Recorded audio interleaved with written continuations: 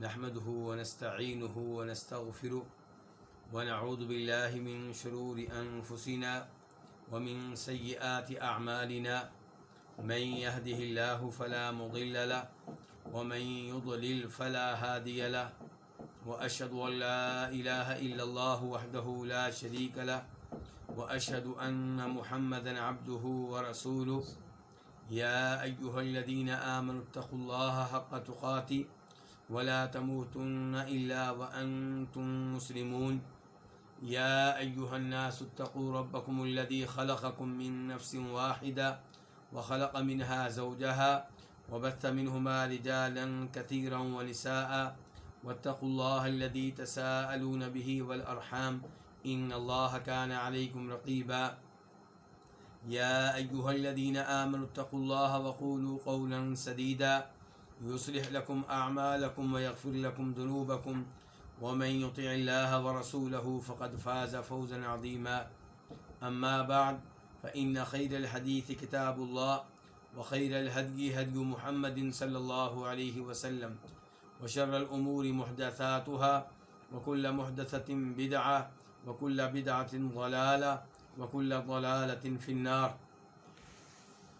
الوافی بما فی الصحیحین کا تیسرا مقصد عبادات سے تعلق رکھتا ہے، اور اس مقصد میں کئی کتب ہیں۔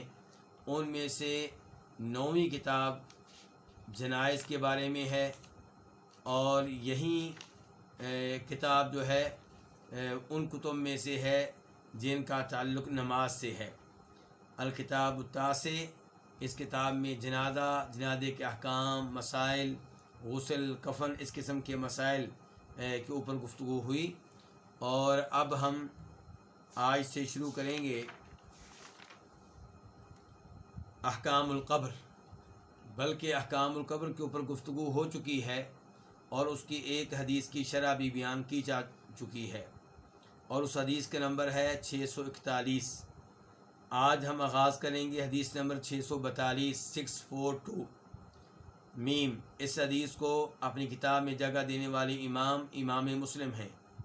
عن ابی الحیاج الاسدی، جناب ابو الحیاج الاسدی رضی اللہ تعالیٰ عنہ سے روایت ہے، قال، وہ کہتے ہیں، قال علی بن ابی طالب، مجھ سے علی بن ابو طالب نے کہا، امیر المؤمنین، ہمارے چوتھے خلیفہ راشد، نبی علیہ السلام کے داماد جناب علی بن ابو طالب نے کہا، الا ابعثک علی ما بعثنی علیہ رسول اللہ صلی اللہ علیہ وسلم، کیا میں تمہیں اس کام کے لیے نہ بھیجوں جس کام کے لیے مجھے رسول اللہ صلی اللہ علیہ وسلم نے بھیجا تھا؟ کیا میں تمہاری وہ ڈیوٹی نہ لگاؤں جو میری ڈیوٹی رسول اللہ صلی اللہ علیہ وسلم نے لگائی تھی؟ اللہ تدع تمثالا الا تمسطہ، کہ تم کسی بھی مجسمے کو نہ چھوڑو، کسی بھی تصویر کو نہ چھوڑو، الا تمسطہ، مگر اس کو مٹا ڈالو، اس کو توڑ ڈالو، یعنی کہ تمہیں جو بھی مجسمہ نظر آئے اسے توڑ ڈالو، جو بھی تصویر نظر آئے اسے مٹا ڈالو، یعنی کہ کوئی بھی جاندار چیز ایسی نہیں ہونی چاہیے جس کا مجسمہ، جس کا بت باقی رہے، یا کوئی ایسی تصویر ہو جو جاندار کی ہو، کسی کپڑے پہ بنی ہو یا کسی ایسی چیز کے اوپر بنی ہو، اس کو باقی نہ رہنے دیا جائے، اس کو تبدیل کر دیا جائے، اس کا سر ختم کر دیا جائے، اور وہ ممنوعہ شکل میں باقی نہ رہے۔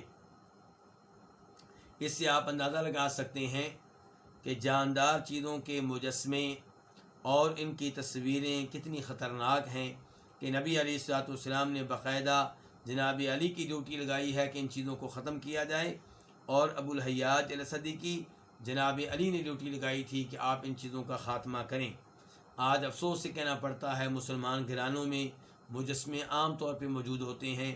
کسی گھر میں ہرن کا مجسمہ ہوگا، اور کسی گھر میں شیر کا مجسمہ ہوگا، اور کسی گھر میں دیگر کسی جانور کا یا انسان کا مجسمہ ہوگا، بلکہ مسلمان ممالک میں کئی لوگوں کے مجسمے تعظیم کے طور پہ لگائے جاتے ہیں کہ اس کی ملک کے لیے بڑی خدمات ہیں، اس کا قوم کے اوپر بہت بڑا احسان ہے، اس لیے اس کا مجسمہ فلاں تاریخی مقام پہ قائم کیا جائے گا، نصب کیا جائے گا، اور یہ سب باتیں خلاف شریعت ہیں۔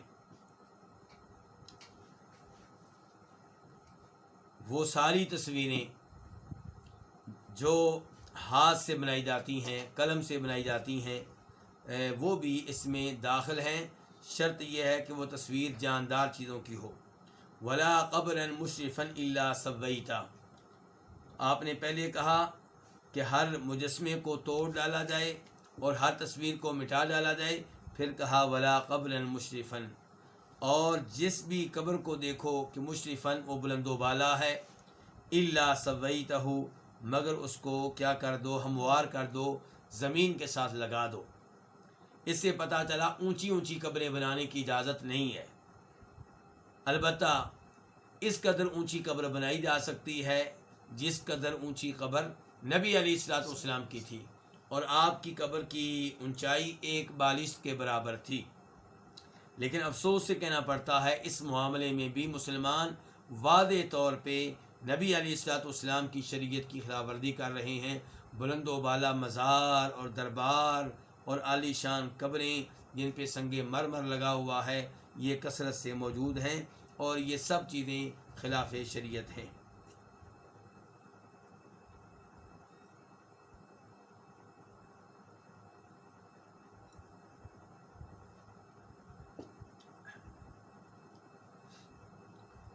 اس کے بعد حدیث نمبر 643 643، اس حدیث کو اپنی کتاب میں جگہ دینے والے امام کون سے ہیں؟ امام مسلم۔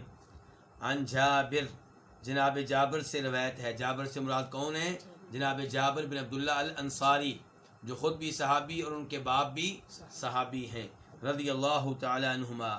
وہ کہتے ہیں نہا رسول اللہ صلی اللہ علیہ وسلم ان یجسس القبر، نبی علیہ الصلوۃ والسلام نے قبر پہ چونا لگانے سے منع کیا ہے۔ اس کا مطلب یہ ہے کہ قبر پہ زیب و زینت کی اجازت نہیں ہے، قبر عبرت کا مقام ہے۔ سنسان ویران اجڑی ہوئی قبر جس کو دیکھ کر دیگر لوگ کانپ اٹھیں، ان کو موت یاد آ جائے، تو آپ نے قبر کو چونا لگانے سے منع کیا ہے۔ وَأَن يُقْعَدَ عَلَيْهِ، اور آپ نے اس بات سے بھی منع کیا ہے کہ قبر پہ بیٹھا جائے، کیونکہ قبر پہ بیٹھنا قبر کے احترام کے خلاف ہے، اور قبر کے دائیں بائیں بیٹھنا مجاور کے طور پہ وہ بھی ممنوع ہے۔ وَأَن يُبْنَى عَلَيْهِ، اور آپ نے اس بات سے بھی روکا ہے کہ قبر پہ کوئی عمارت بنائی جائے، کوئی بلڈنگ بنائی جائے، کوئی کمرہ بنایا جائے، اس سے بھی آپ نے منع کیا ہے۔ یہ ابھی تک ہم قبروں کے سلسلے میں جو بھی تعلیمات پڑھ رہے ہیں، آپ غور کریں گے تو آپ کو پتہ چلے گا آپ کی ایک ایک بات کی مسلمان خلاف ورزی کر رہے ہیں، اور اکثریت خلاف ورزی کر رہی ہے۔ بہت کم ہیں جو قبروں کے معاملے میں نبی علیہ الصلوۃ والسلام کی تعلیمات پہ چل رہے ہیں۔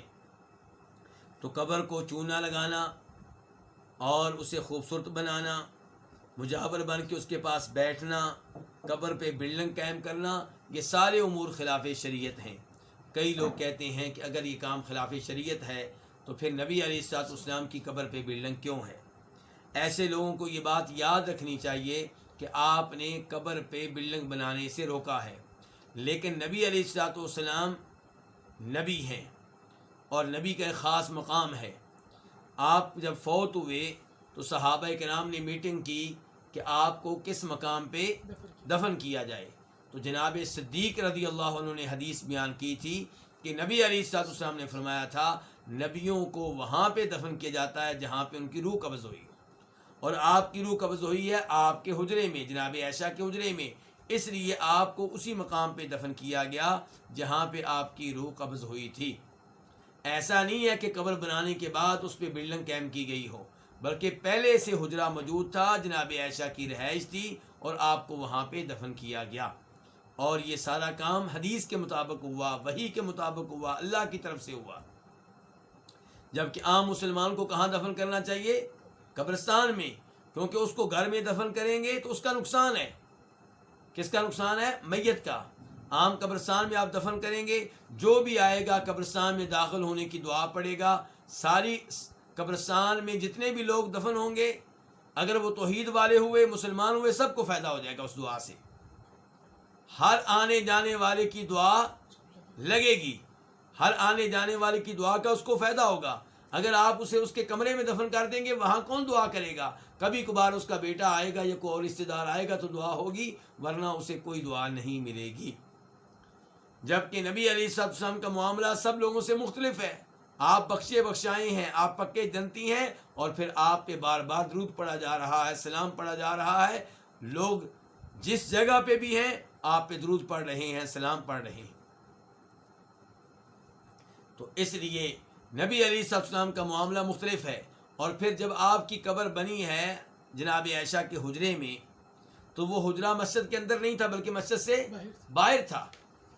وہ تو جب صحابہ کرام کی حکومت ختم ہوئی، بعد میں دوسرے لوگوں کی حکومت آئی، تو ان کی حکومت کے زمانے میں مسجد کی توسیع کی خاطر حجرے کو مسجد کا حصہ بنا دیا گیا،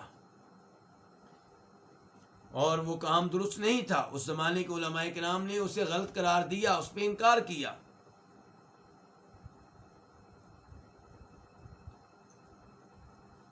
اس کے بعد ہم بڑھتے ہیں حدیث نمبر 644 کی طرف، 644۔ اس حدیث کو کون سے امام نے اپنی کتاب میں جگہ دی؟ امام مسلم نے۔ عن ابی مرثد الغنوی، روایت کے سے ابو مرثد الغنوی رضی اللہ تعالیٰ عنہ سے، وہ کہتے ہیں رسول اللہ صلی اللہ علیہ وسلم نے فرمایا، لا تجلسوا علی القبور، قبروں پہ نہ بیٹھو، ولا تصلوا الیہا، اور ان کی طرف منہ کر کے نماز نہ پڑھو۔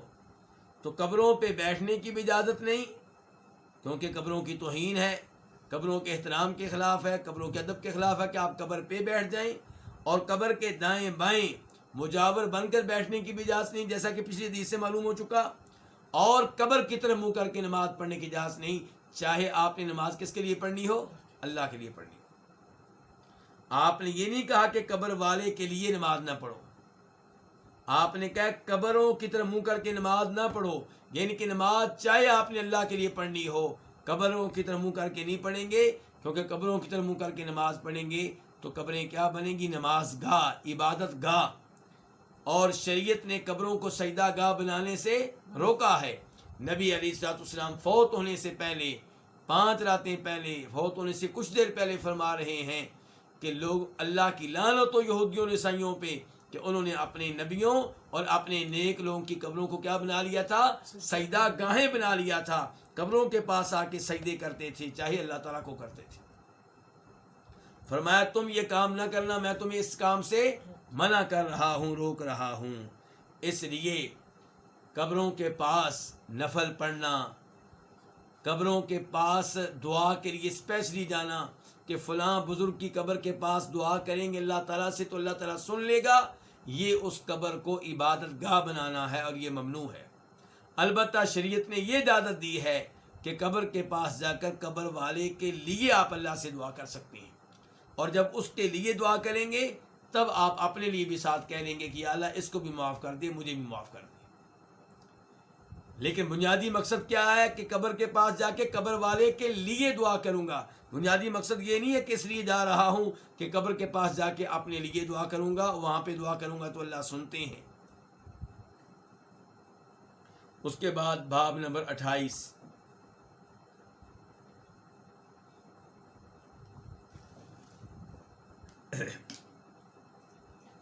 باب نمبر 28 کیا ہے؟ باب المیت یعرض علیہ مقعدہ، میت کے سامنے پیش کیا جاتا ہے اس کا ٹھکانہ، یعنی کہ میت کو جب قبر میں دفن کرتے ہیں تو اسے اس کا وہ ٹھکانہ دکھایا جاتا ہے جہاں اس نے پہنچنا ہے، جنت یا جہنم۔ حدیث نمبر 645، 645 قاف۔ اس حدیث کو اپنی اپنی کتب میں جگہ دی ہے، کنہوں نے؟ امام بخاری نے اور امام مسلم نے۔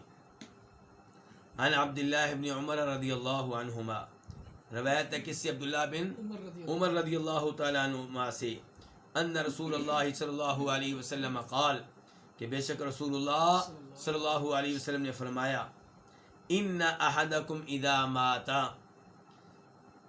یقیناً جب تم میں سے کوئی فوت ہوتا ہے تو عرض علیہ مقعدہ بالغداۃ والعشی، تو صبح و شام اس کے سامنے اس کا ٹھکانہ پیش کیا جاتا ہے. مقت سے مراد کیا ٹھکانہ؟ الغدات صبح والعشی اور شام. ان کان من اہل الجنت فمن اہل الجنہ، اگر وہ جنت والوں میں سے ہے تو جنت والوں میں سے اس کا ٹھکانہ پیش کیا جاتا ہے. وَإِن كَانَ مِنْ أَهْلِ النَّارِ فَمِنْ أَهْلِ النَّارِ، اور اگر وہ جہنم والوں میں سے ہے تو جہنم والوں میں سے اس کا ٹھکانہ پیش کیا جاتا ہے. فَيُقَال، تو اس سے کہا جاتا ہے هَذَا مَقْعَدُكَ، یہ ہے تمہارا ٹھکانہ، حَتَّى يَبْعَثَكَ اللَّهُ يَوْمَ الْقِيَامَةِ، یہاں تک کہ اللہ تعالیٰ تمہیں اٹھائے گا قیامت کے دن. کہاں سے اٹھائے گا؟ قبر سے. پھر تو اس ٹھکانے میں پہنچے گا، فی الحال تو قبر میں ہی رہے گا. اس حدیث سے ایک تو یہ پتہ چلا کہ جنت اور جہنم برحق ہیں اور ان پہ ایمان لانا ضروری ہے. جن کا ان پہ ایمان نہیں، اس کا آخرت پہ صحیح معنوں میں ایمان نہیں ہے، وہ دائرہ اسلام سے خارج ہو جائے گا.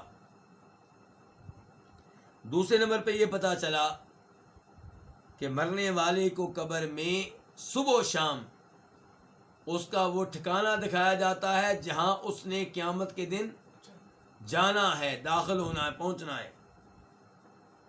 اگر جنتی روح ہے تو اسے جنت کا ٹھکانہ دکھایا جاتا ہے، اور اگر جہنمی روح ہے تو اسے جہنم میں سے اس کا ٹھکانہ دکھایا جاتا ہے. اور یہ قبر کے عذاب کی ایک شکل ہے. روزانہ جس کو جنت نظر آئے گی وہ کتنا خوش ہوگا، اسے کتنی راحت ملے گی، کتنا سکون ملے گا. اور جسے روزانہ جہنم دکھائی جائے گی اسے کتنا عذاب ملے گا، کتنی تکلیف ملے گی. تو یہ عذاب قبر کی ایک شکل ہے. اس سے پتہ چلا عذاب قبر کیا ہے؟ برحق ہے. اور اس حدیث سے بھی پتہ چلا کہ قبر والوں کو کب اٹھایا جائے گا؟ قیامت کے دن، اس سے پہلے نہیں اٹھایا جائے گا.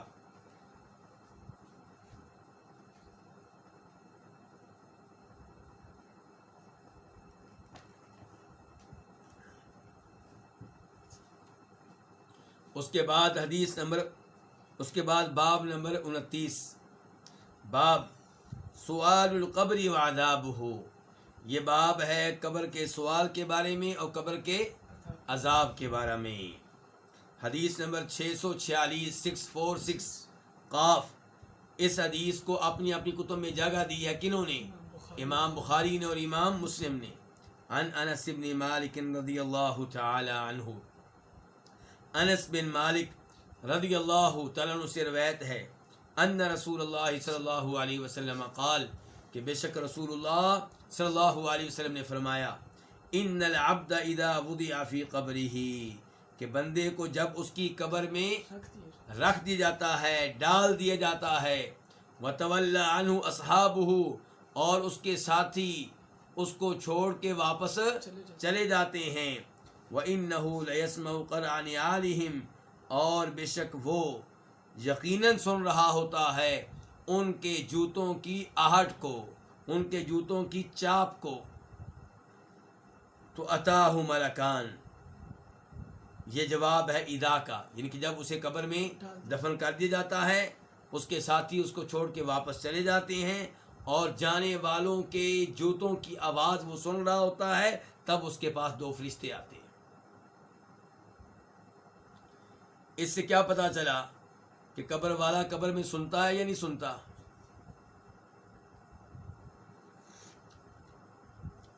اس حدیث سے پتا چلا کہ قبر والا باہر کی آواز سنتا ہے، جبکہ قرآن کہتا ہے کہ وما انت بمسمع من فی القبور، کہ جو بھی قبروں میں ہیں انہیں آپ اپنی آواز نہیں سنا سکتے. قرآن کہتا ہے انک لا تسمع الموتى، جو فوت ہو گیا اسے آپ اپنی آواز نہیں سنا سکتے. تو حدیث کہہ رہی ہے کہ وہ ان کے جوتوں کی چاپ اور آہٹ کو سنتا ہے. اب یہاں پہ کئی لوگ گمراہ ہو گئے.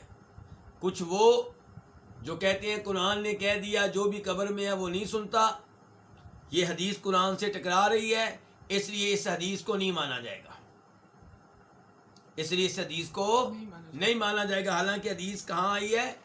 حدیث کس کتاب کی ہے؟ بخاری اور مسلم کی ہے، بلکہ دیگر کتب میں بھی آئی ہے، کئی ایک کتب میں آئی ہے. اور دوسرے نمبر پہ کون گمراہ ہوئے؟ جنہوں نے قرآن کو نظر انداز کر دیا. پہلے گروپ نے کس کو نظر انداز کیا؟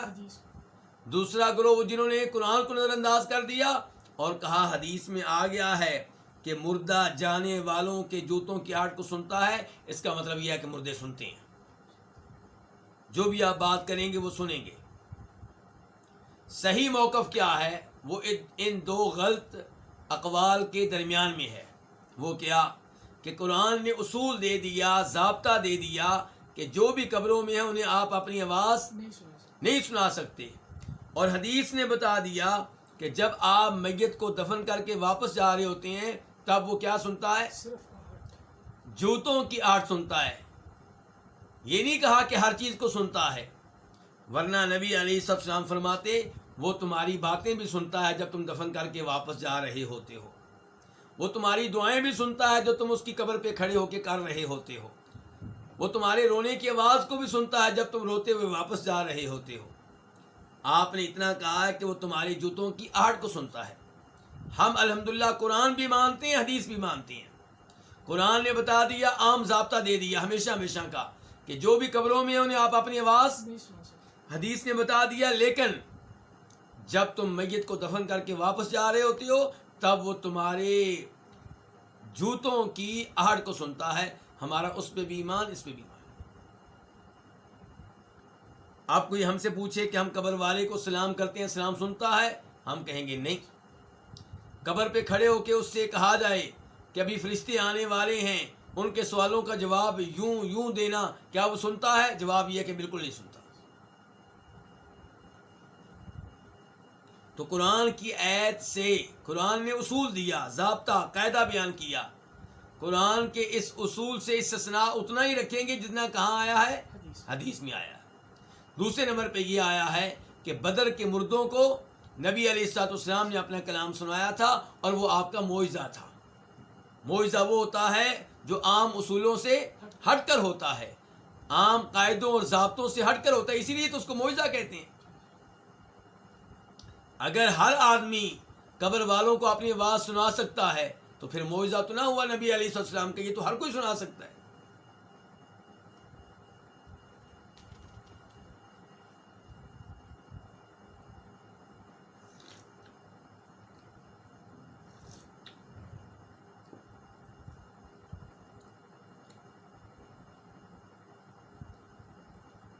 تو آپ فرماتے ہیں تب کون آتے ہیں؟ دو فرشتے آتے ہیں. ہم نے یہ چیز کبھی دیکھی؟ یہ غیبی چیز ہے اور ہم اس کے اوپر ایمان لاتے ہیں کہ بالکل ایسے ہی ہوتا ہے جیسے اللہ کے رسول نے بیان کیا. تو یہ غیبی بات ہمیں معلوم ہوئی کس کے ذریعے؟ نبی صلی اللہ علیہ وسلم کے ذریعے. کیا یہ غیبی بات جان لینے سے ہم عالم الغیب ہو گئے؟ نہیں. چند غیبی باتیں ہمیں معلوم ہو گئیں نبی علیہ الصلوۃ والسلام کے ذریعے. تو اس کا مطلب یہ نہیں ہے کہ میں عالم الغیب ہوں یا آپ عالم الغیب ہیں. عالم الغیب ایک اللہ ہے جس سے کوئی بھی بات مخفی اور پوشیدہ نہیں ہے. اور تو اور نبی علیہ الصلوۃ والسلام بھی عالم الغیب نہیں ہے، حالانکہ آپ کے پاس بہت ساری غیبی باتیں تھیں، لیکن جو غیبی باتیں آپ کو بتائی گئیں وہ ان غیبی باتوں کے مقابلے میں جو آپ کو نہیں بتائی گئیں بہت کم ہیں. اور عالم الغیب وہ اللہ ہے جس سے کوئی بھی بات مخفی اور پوشیدہ نہیں ہے. تو انس بن مالک کہتے ہیں کہ نبی علیہ السلام نے فرمایا کہ اس کے بعد دو فرشتے آتے ہیں، فیقعدانہ، تو اس کو بٹھاتے ہیں، فیقولان، تو اس سے کہتے ہیں، ما کنت تقول فی ھذا الرجل، تو کیا کہتا تھا اس آدمی کے بارے میں، تمہارا کیا عقیدہ تھا اس آدمی کے بارے میں. کس آدمی کے بارے میں؟ راوی کہتے ہیں لی محمد صلی اللہ علیہ وسلم. اس آدمی سے مراد کون ہے؟ جناب محمد صلی اللہ علیہ وسلم. اب یہاں پہ ایک سوال پیدا ہوتا ہے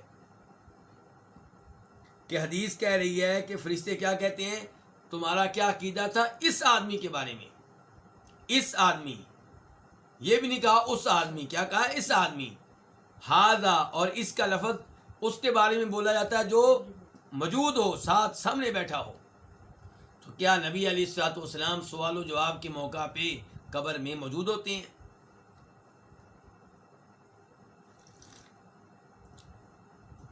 کئی لوگوں نے یہ رائے اپنائی ہے انہی الفاظ کی وجہ سے. کہتے ہیں اس میں اشارہ ہادہ قریب کے لیے ہوتا ہے. جب فرشتے کہہ رہے ہیں کہ اس آدمی کے بارے میں تمہاری کیا رائے ہے، اس کا مطلب یہ ہے کہ آپ وہاں پہ موجود ہوتے ہیں، یا کم از کم آپ کی شکل دکھائی جا رہی ہوتی ہے، آپ کی تصویر دکھائی جا رہی ہوتی ہے. تو اس سوال کا جواب یہ ہے کہ اس کی کوئی دلیل نہیں ہے کہ نبی علیہ الصلوۃ والسلام وہاں پہ خود ہوتے ہیں یا آپ کی تصویر دکھائی جا رہی ہوتی ہے. جہاں تک تعلق ہے اس میں اشارہ ہادہ کا کہ یہ قریب کے لیے ہوتا ہے، تو اس میں کوئی شک و شبہ نہیں کہ قریب کے لیے ہوتا ہے.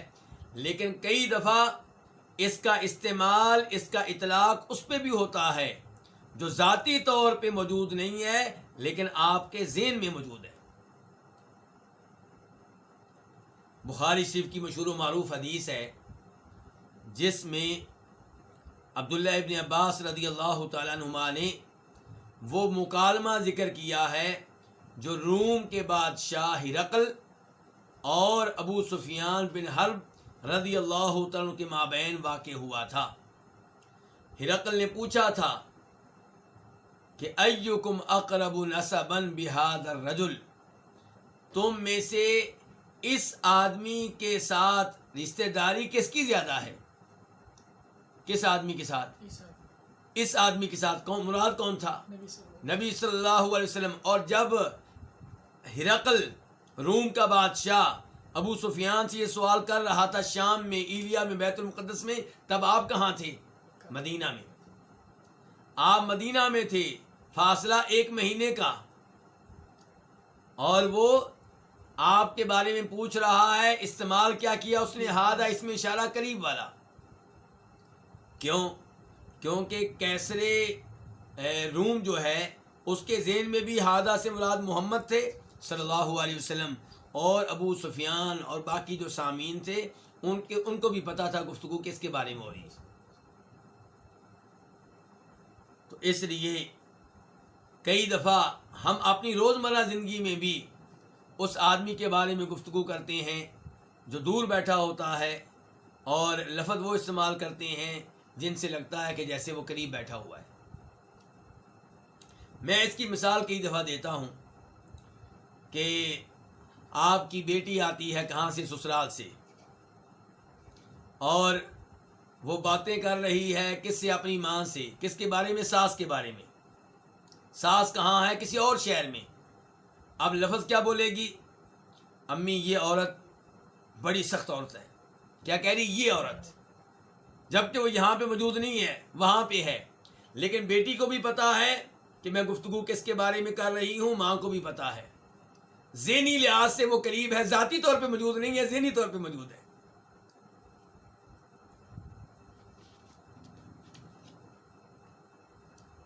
تو بہرحال نبی علیہ الصلوۃ والسلام کے بارے میں یہ عقیدہ کہ آپ حاضر ناظر ہیں، اس کی کوئی دلیل نہیں ہے. فَأَمَّا الْمُؤْمِنُ فَيَقُولُ. اب سوال ہو گیا. کیا سوال ہوا؟ کہ تمہاری کیا رائے تھی اس آدمی کے بارے میں؟ تو آپ فرماتے ہیں فَأَمَّا الْمُؤْمِنُ، جہاں تک تعلق ہے کس کا؟ مومن کا. فَيَقُولُ، تو وہ کہتا ہے أَشْهَدُ أَنَّهُ عَبْدُ اللَّهِ وَرَسُولُهُ، میں گواہی دیتا ہوں کہ بے شک وہ اللہ کے بندے اور اللہ کے رسول ہیں.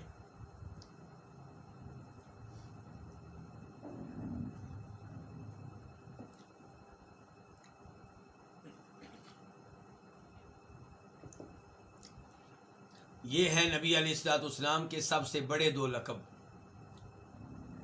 کہ آپ اللہ کے رسول ہیں اور اللہ کے کیا ہیں؟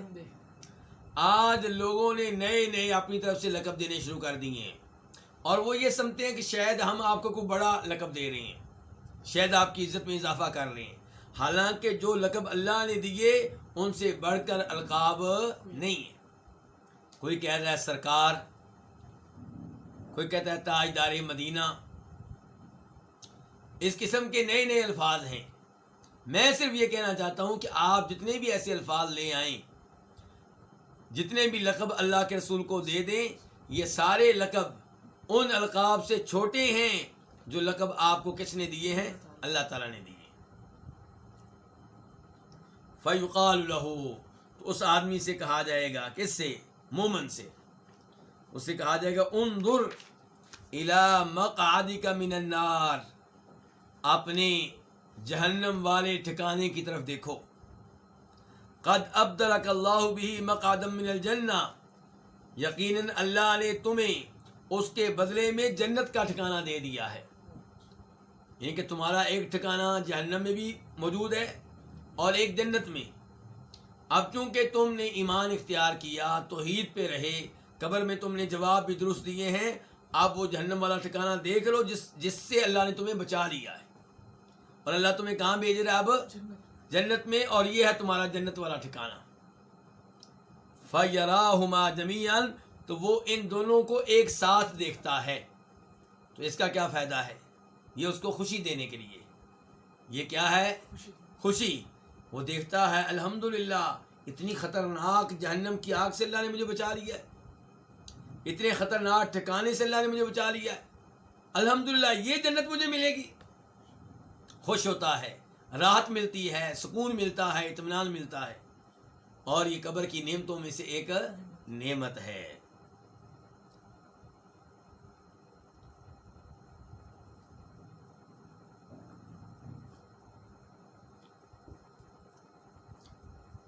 زاد فی روایت البخاری، اور امام بخاری کی روایت میں اضافہ آیا ہے. کیا آیا ہے؟ اضافہ آیا ہے. یہ اضافہ کس نے کیا ہے؟ آپ انس بن مالک بھی کہہ سکتے ہیں کہ انہوں نے بخاری والی روایت جو بخاری میں آئی ہے اس میں جو ان کی حدیث آئی اس میں اضافہ ہے. وَأَمَّا الْمُنَافِقُ وَالْكَافِرُ، اب تک جو الفاظ آئے تھے ان میں تذکرہ ہوا تھا کس کا؟ مومن کا.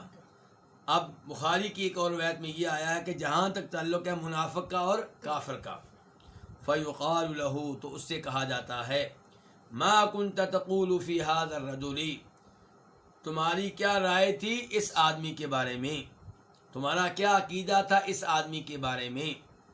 فَيَقُولُ، تو وہ کہتا ہے لا ادری، مجھے معلوم نہیں ہے. كُنْتُ أَقُولُ مَا يَقُولُ النَّاسِ، میں وہی کہا کرتا تھا جو لوگ کہتے ہیں. یہ لوگوں کے پیچھے نہیں لگنا چاہیے. لوگوں کے پیچھے لگنا انسان کے لیے کیا ہے؟ خطرناک ہے. آپ یہ دیکھیں کہ حق کیا ہے، حق کو تلاش کریں. فَيُقَالُ، تو کہا جاتا ہے لا دریتا ولا تلیتا، جب وہ کہتا ہے نا کہ مجھے نہیں پتا کہ میری اس آدمی کے بارے میں کیا رائے تھی، میں تو وہی بات کہا کرتا تھا جو لوگ کہا کرتے تھے. تو لوگ کیا کرتے تھے؟ وہ تو کفر کرتے تھے. فیقال، تو آگے سے کہا جاتا ہے قبر میں کہ لا دریت ولا تلیتا، نہ تو نے کیا، نہ تو نے جانا، نہ تو نے قرآن کو سمجھا، ولا تلیتا، اور نہ تو نے قرآن کی تلاوت کی. لا دریتا، نہ تو نے علم لیا جانا، ولا تلیتا، نہ تو نے قرآن کی تلاوت کی.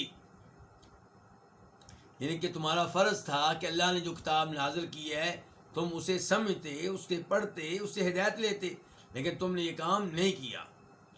وَيُضْرَبُ بِمَطَارِقَ مِنْ حَدِيدٍ ضَرْبَةً فَيَصِيحُ صَيْحَةً يَسْمَعُهَا مَنْ يَلِيهِ غَيْرَ ثَقَلَيْنِ، تو اس کو مارا جاتا ہے لوہے کے ہتھوڑوں سے، اسے لوہے کے ہتھوڑوں سے اچھی طرح مارا جاتا ہے تو وہ اچھی طرح چیختا ہے. اس کی آواز کس کی؟ اس کی چیخ کی آواز. اس کی چیخ کی آواز کو وہ سب سنتے ہیں جو اس کے قریب قریب ہوتے ہیں، غیر ثقلین، سوائے جنوں اور انسانوں کے. جنوں اور انسانوں کے علاوہ جتنی بھی مخلوقات ہیں جو اس کی قبر کے قریب قریب ہوتی ہیں، سب کی سب اس کی آواز کو سنتی ہیں.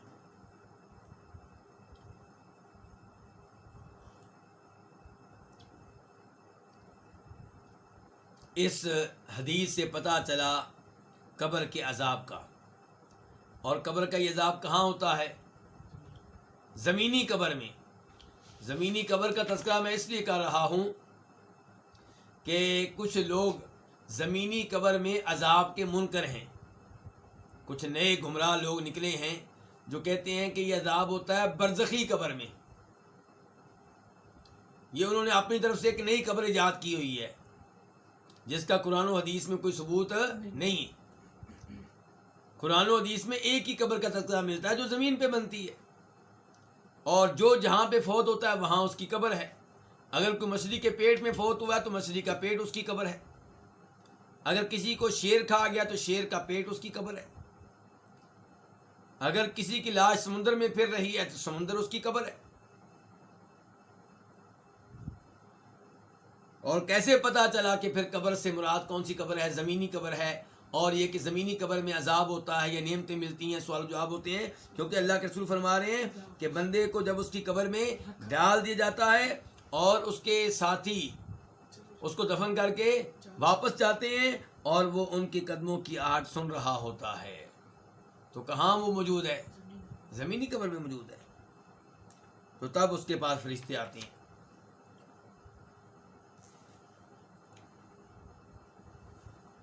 اور اس حدیث کی دیگر روایات سے پتہ چلتا ہے، یا اس حدیث کے علاوہ دیگر احادیث سے پتہ چلتا ہے کہ جب فرشتے آتے ہیں اس سے پہلے اس کے جسم میں اس کی روح لٹا دی جاتی ہے تو اسے زندگی مل جاتی ہے. لیکن یہ کون سی زندگی ہے؟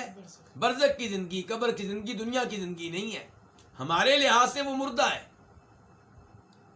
ہم اس کو پکارنا چاہیں تو اللہ تعالیٰ کہتے ہیں جو بھی قبر میں ہیں تم ان کو اپنی آواز نہیں سنا سکتے. لیکن اسے برزخ والی زندگی مل چکی ہے، قبر والی زندگی. اسی لیے تو وہ محسوس کرتا ہے کس کو؟ عذاب کو.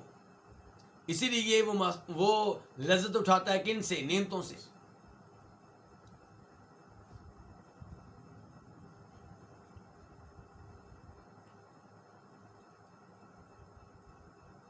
اللہ سے دعا مانگتے ہیں کہ اللہ تعالیٰ مجھے اور آپ سب کو اور ہماری اولاد کو، ہمارے والدین کو، ہماری ماؤں کو اور ہماری بہنوں اور بھائیوں کو، ہمارے رشتہ داروں کو، تمام مسلمانوں کو اللہ تعالیٰ قبر کے عذاب سے محفوظ رکھے.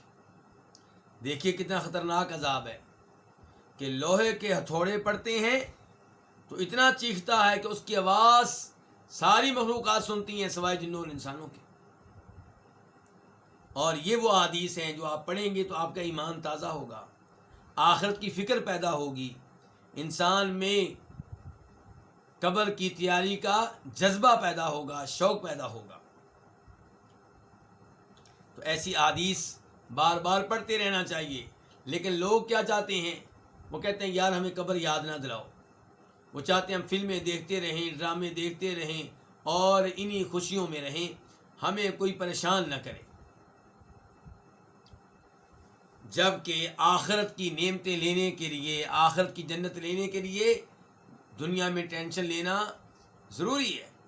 ٹینشن لیں، فکر کریں آخرت کی.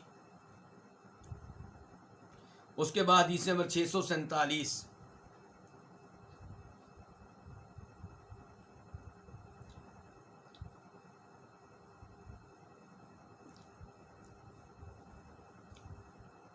حدیث نمبر 647 قاف. اس حدیث کو اپنی کتب میں درج کیا کنہوں نے؟ امام بخاری نے اور امام مسلم نے. عن البراء ابن عازب رضی اللہ عنہما. کن سے روایت ہے؟ براء بن عازب رضی اللہ عنہما سے. وہ روایت کرتے ہیں عن النبی صلی اللہ علیہ وسلم. کس سے روایت کرتے ہیں؟ نبی صلی اللہ علیہ وسلم سے کہ آپ نے فرمایا اذا اقعد المؤمن فی قبرہ، جب مومن کو اس کی قبر میں بٹھایا جاتا ہے، اتیا تو اس کے پاس آیا جاتا ہے، یعنی کہ آنے والے اس کے پاس آتے ہیں. مراد کون؟ فرشتے. ثم شہد اللہ الہ الا اللہ، پھر وہ گواہی دیتا ہے. کون؟ یہ مردہ مومن، یعنی کہ مومن کا تذکرہ ہو رہا ہے. پھر وہ گواہی دیتا ہے کہ اللہ کے علاوہ کوئی معبود برحق نہیں. تو وہاں پہ توحید کے الفاظ کام آتے ہیں. وہاں یا رسول اللہ مدد، یا پھر یا علی مدد، یا شیخ عبدالقادر جیلانی مدد، یہ نعرے وہاں پہ کام نہیں آتے. قرآن و حدیث میں ان کا تذکرہ نہیں آیا. لیکن ہم کلمہ توحید پڑھتے ہیں، الحمدللہ اس کا تذکرہ آ رہا ہے، قبر میں بھی ہوگا. فرمایا فذالک قولہ، تو یہ مطلب ہے اللہ تعالیٰ کے اس فرمان کا کہ یثبت اللہ الذین آمنوا بالقول الثابت، کہ اللہ تعالیٰ مستحکم رکھتا ہے، پکا رکھتا ہے، ثابت قدم رکھتا ہے کن کو؟ ایمان والوں کو۔ کس چیز کے ذریعے؟ بالقول الثابت، پختہ بات کے ذریعے۔ اور پختہ بات سے مراد کیا ہے؟ قول ثابت سے مراد کیا؟ کلمہ توحید، لا الہ الا اللہ۔ تو کلمہ توحید پھر کام آتا ہے کن کے؟ مومنوں کے۔ کہاں؟ قبر میں۔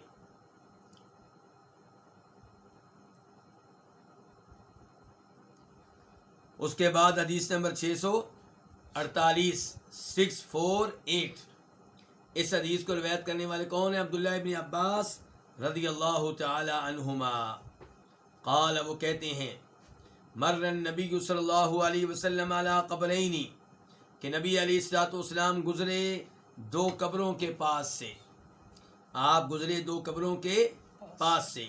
فقال، تو آپ نے کہا انہما لیعذبان، یقیناً ان دونوں کو عذاب دیا جا رہا ہے، وما یعذبان من کبیر، اور ان کو کسی بڑی وجہ سے عذاب نہیں دیا جا رہا۔ ایک تو یہاں پہ آپ نے غیبی بات بتائی ہے، کیا؟ عذاب دیا جا رہا ہے۔ تو جب ایسی حدیث آتی ہیں، لوگ کہتے ہیں دیکھو جی پتہ چل گیا اللہ کے رسول تو عالم الغیب ہیں۔ بھائی ہم تو مانتے ہیں کہ اللہ نے آپ کو کئی غیبی باتیں بتائی ہیں، جنت، جہنم، فرشتے، یہ سب غیبی امور ہیں، لیکن آپ لوگ کہتے ہیں کہ اللہ کے رسول عالم الغیب ہیں، یعنی کہ ایک ایک غیبی چیز کو جانتے ہیں۔ ہم کہتے ہیں یہ غلط ہے۔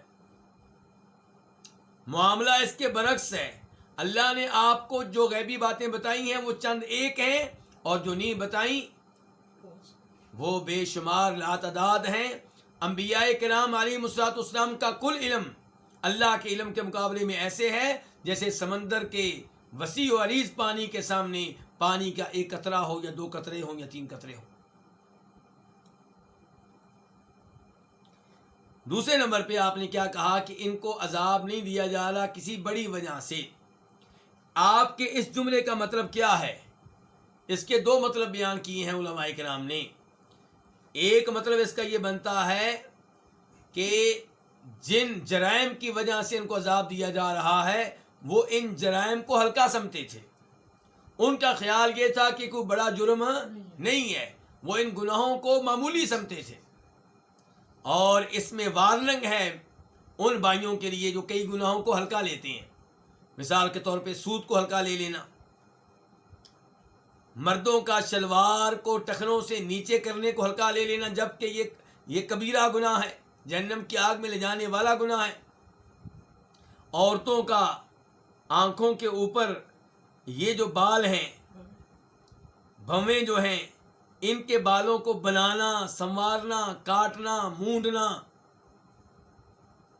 یہ بھی ایک کبیرہ گناہ ہے جس کے اوپر لعنت آئی ہے۔ تو کسی بھی گناہ کو ہلکا نہ لیں۔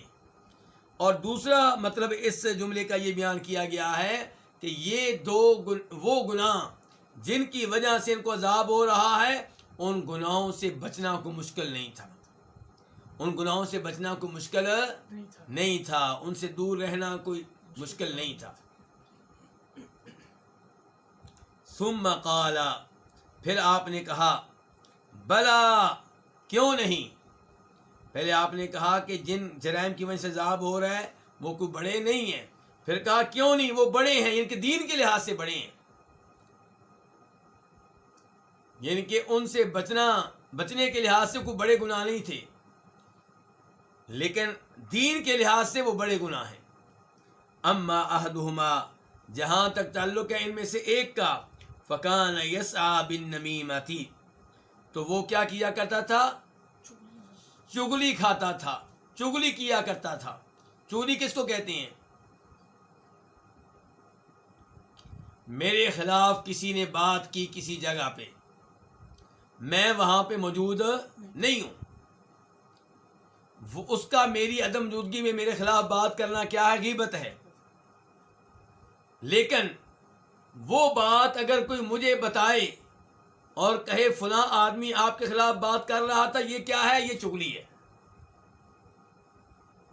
نہ غیبت کی اجازت ہے، نہ چغلی کی اجازت ہے۔ کیونکہ چغلی کرنے والا چغلی کیوں کرتا ہے؟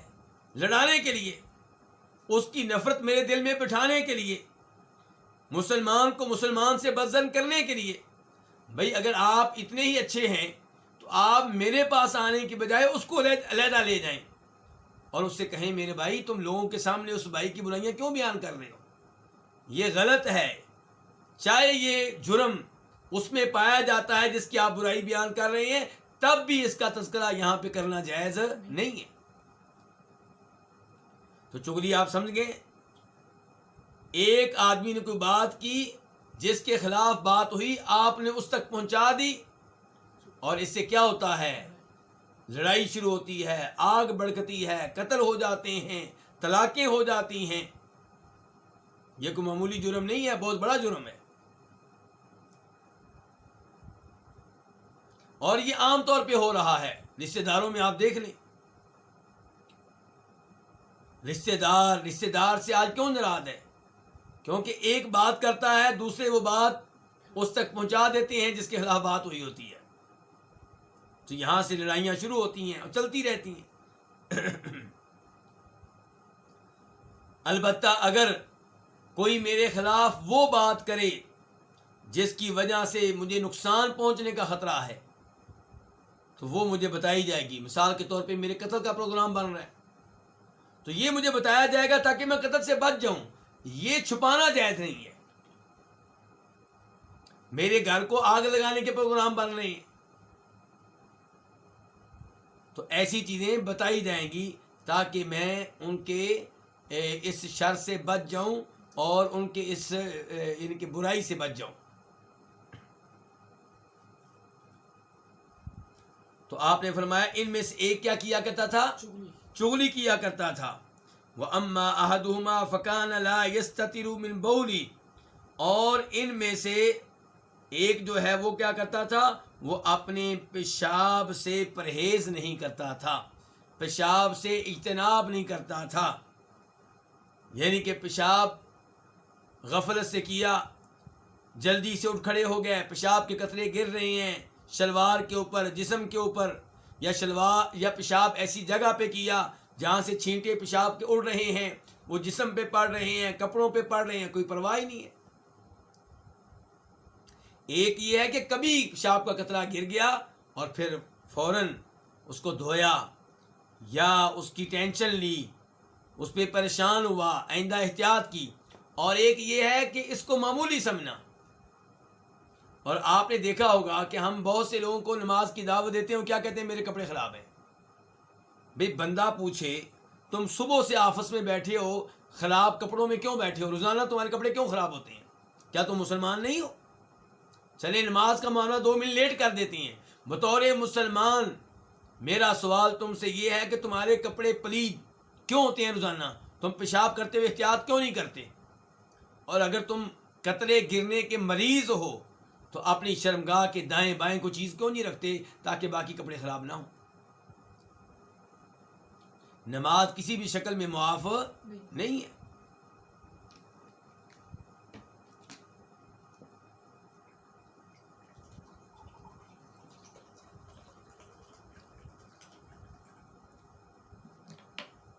قال، کہتے ہیں کون؟ عبداللہ بن عباس، ثم اخذ عودا رطبا، پھر آپ نے لی، آپ نے پکڑی ایک تر و تازہ لکڑی، اور دوسری روایت میں آتا ہے تر و تازہ ٹہنی، کھجور کی ٹہنی تھی۔ پھر آپ نے ایک تر و تازہ لکڑی لی، فکسرہ باثنین، تو اس کو توڑ کر کتنے حصے بنا دیے؟ 2۔ ثم غرز كل واحد منهما على قبر، پھر ان میں سے ہر ایک کو، کن میں سے ہر ایک کو؟ ان لکڑیوں میں سے ہر ایک حصے کو گاڑ دیا علی قبر، ایک قبر پہ۔ قبریں کتنی تھی؟ 2۔ تو لکڑی کو 2 حصوں میں تقسیم کر کے ایک حصہ ایک قبر پہ گاڑ دیا، دوسرا حصہ دوسری قبر پہ۔ ثم قال، پھر آپ نے کہا لعلہ یخفف عنہما ما لم ییبسا، مجھے امید ہے، لعلہ کا معنی کیا کریں گے؟ مجھے امید ہے، شاید کہ، آپ امید ابھی منع کر سکتے ہیں اور شاید کے بھی ایک ہی بات ہے۔ مجھے امید ہے کہ یخفف عنہما، ان دونوں سے تخفیف کر دی جائے گی، ہلکا کر دیا جائے گا کیا؟ عذاب. ان دونوں سے تخفیف کر دی جائے گی عذاب میں، ان دونوں سے ہلکا کر دیا جائے گا کیا؟ عذاب. کب تک؟ ما لم ییبسا، جب تک کہ یہ دونوں لکڑیاں خشک نہ ہو جائیں. جب تک تر و تازہ ہیں مجھے امید ہے کہ ان کے عذاب میں کیا رہے گی؟ کمی رہے گی.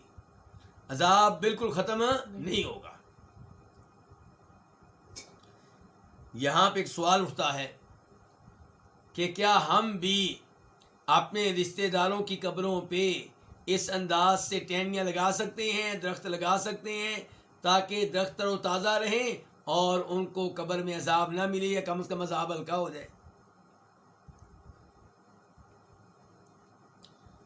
تو گزارش یہ ہے کہ اگر اس طرح سے عذاب ہلکا ہونے والا ہوتا تو نبی علیہ الصلوۃ والسلام صحابہ کرام کو حکم دیتے کہ ان کی قبروں پہ درخت کو گاڑ دو. یہ نہ کہتے کہ یہ ٹہنی ہے اور جب تک یہ تر و تازہ رہے گی تب تک عذاب میں تخفیف ہوگی. تو عذاب میں تخفیف لکڑی کی وجہ سے نہیں تھی، ٹہنی کی وجہ سے نہیں تھی، نبی علیہ السلام کی دعا کی وجہ سے تھی. مسلم شریف میں ایک اور حدیث آئی ہے، وہاں پہ جو الفاظ آئے ہیں وہ سنیے. آپ کہتے ہیں انی مررت بقبرین یعذبان، میں دو قبروں کے پاس سے گزرا جن کو کیا ہو رہا تھا؟ عذاب ہو رہا تھا. فاحببت بشفاعتی ان یرفع، کہ تو میں نے چاہا کہ میری شفاعت سے، میری دعا سے، میری سفارش سے ان کے عذاب میں کمی رہے. ما دام الغصنان رطبین، جب تک یہ دونوں ٹہنیاں تر و تازہ رہیں گی. تو کمال ٹہنیوں میں نہیں ہے، کمال آپ کی دعا میں ہے، آپ کی شفاعت میں ہے. تو اس لیے آج کل قبروں پہ ٹہنیاں گاڑنا، درخت اس لیے لگانا کہ شاید درخت لگانے کی وجہ سے عذاب میں کمی رہے گی، یہ بات درست نہیں ہے. اس کا صحابہ کرام سے کوئی ثبوت نہیں ملتا. اور پھر ایک اور بات ہے، نبی علیہ السلام نے ٹہنیاں کیوں گاڑی؟ کیونکہ ان کو عذاب ہو رہا تھا. تو آج جب آپ کسی قبر پہ ٹہنیاں گاڑتے ہیں تو کیا آپ قبر دیکھنے والوں کو، قبر پہ آنے والوں کو یہ پیغام دینا چاہتے ہیں کہ اس کو عذاب ہو رہا ہے، اس کے بارے میں بدگمانی پیدا کرنا چاہتے ہیں؟ تو اس لحاظ سے بھی یہ مناسب نہیں ہے.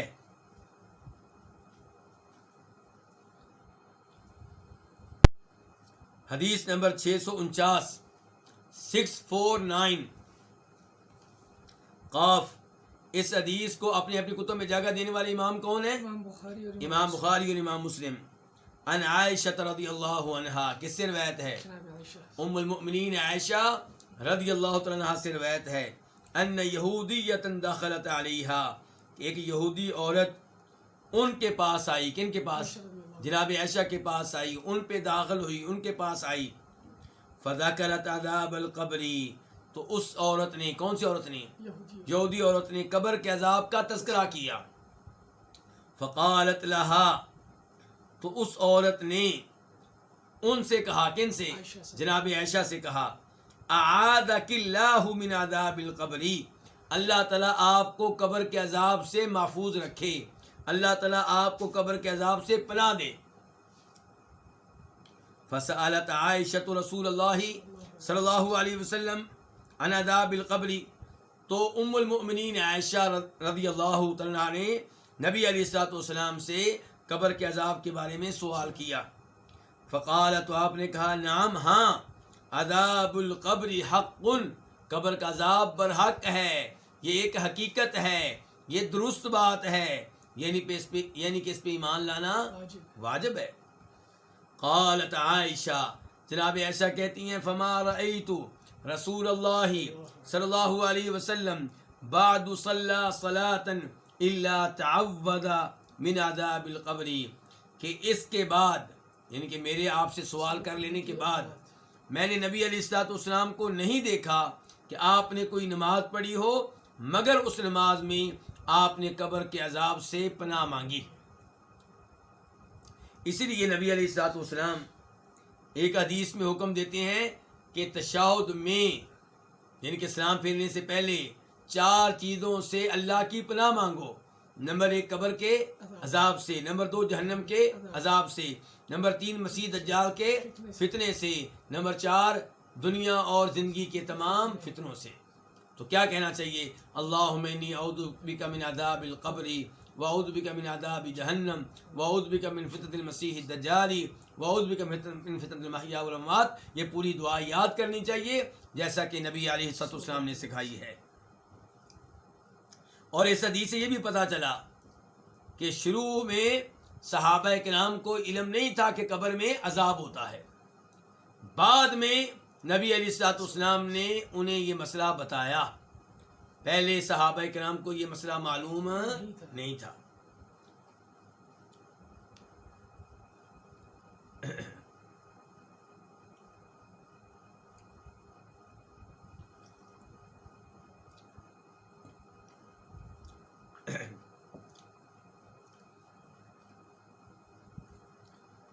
حدیث نمبر 650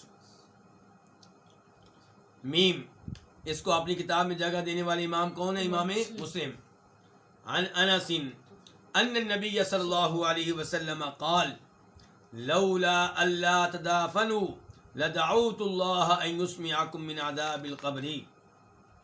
جناب انس بن مالک رضی اللہ عنہ سے روایت ہے کہ بے شک نبی صلی اللہ علیہ وسلم نے فرمایا اگر یہ بات نہ ہو کہ اللہ تدافنوا کہ تم ایک دوسرے کو دفن نہیں کرو گے، اگر یہ خوف نہ ہو کہ تم ایک دوسرے کو دفن نہیں کرو گے تو لدعوت اللہ تو میں اللہ سے دعا کروں کہ ان یسمعکم من عذاب القبر کہ وہ تمہیں قبر کا عذاب کچھ نہ کچھ سنائے.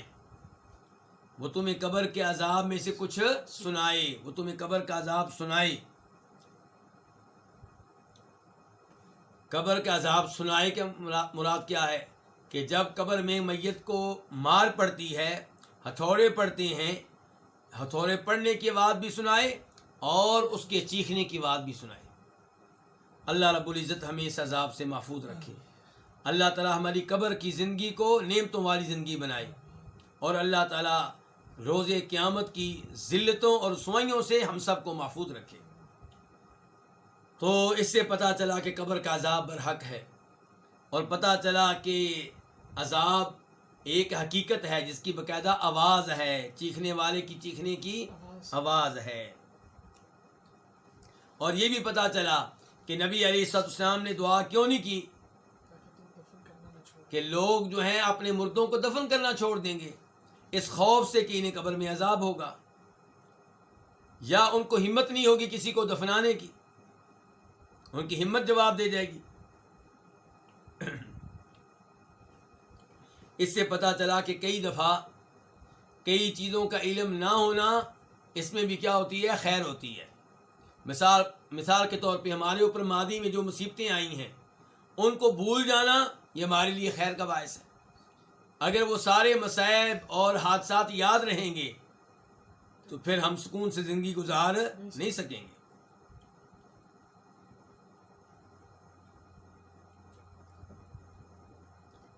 باب نمبر 30 باب ما یقال عند دخول المقابر. باب اس چیز کے بارے میں ہے، اس کے بارے میں ہے جو کہا جائے گا قبرستان میں داخل ہوتے وقت. باب اس دعا کے بارے میں ہے جو دعا پڑھی جائے گی، کہی جائے گی کب؟ قبرستان میں داخل ہوتے وقت. حدیث نمبر 651 651. اس حدیث کو اپنی کتاب میں جگہ دینے والے امام کون ہے؟ امام مسلم. عن عائشہ قالت ام المؤمنین عائشہ رضی اللہ تعالیٰ عنہا سے روایت ہے، وہ کہتی ہیں کان رسول اللہ صلی اللہ علیہ وسلم کلما کان لیلتها من رسول اللہ صلی اللہ علیہ وسلم یخرج من آخر اللیل الى البقیع. جناب عائشہ کہتی ہیں کہ جب بھی ان کی رات ہوتی، کن کی؟ جناب عائشہ کی. ان کی رات ہوتی اللہ کے رسول علیہ الصلوۃ والسلام سے، یعنی کہ اللہ کے رسول علیہ الصلوۃ والسلام سے جب ان کو رات ملتی جب اللہ کے رسول نے ان کے گھر میں رات گزارنی ہوتی تو تب کیا ہوتا؟ رسول اللہ صلی اللہ علیہ وسلم یخرجون نکل جاتے رات کے آخر میں، کدھر نکل جاتے؟ الی البقیع، بقیع قبرستان کی طرف۔